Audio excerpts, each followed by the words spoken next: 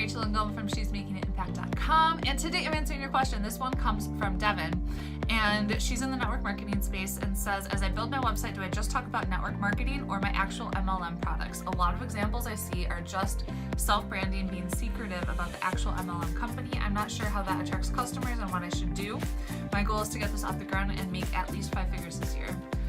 Awesome question. I built a network marketing company that's generated over $300,000, and I've sponsored over 300 people into my company.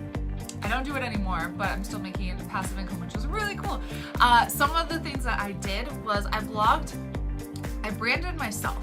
And most importantly, I didn't brand my network marketing company, I branded myself. And so I didn't use my company website. I had my own website where I was teaching and training things that were related to the products that we were selling. And so we're a health and fitness company. I was teaching actually about nutrition and eating high fat, low carb. And so if I were just to do general health and wellness, it's not niche down enough to really attract a loyal following. And for Pinterest and blogging and all the techniques that I teach to work, you really got to have a specific niche, a specific area that you're talking about. So I was talking about keto and intermittent fasting. And so I would generate traffic from Pinterest, 34,000 visitors per month, to my content. They would want to learn about eating high fat, low carb. And then I had a freebie where they could get on my email list where I had my free keto meal plan, my free keto grocery list. And from there, I invited them into my community, my Facebook community, where I was able to build a relationship with them. So it's kind of like a funnel. People are coming from Pinterest, they get onto my email list, they join the Facebook community where I'm doing challenges and adding value and building a relationship with them. And during those challenges, I would then sell my company's programs. So from there, that's how I built it.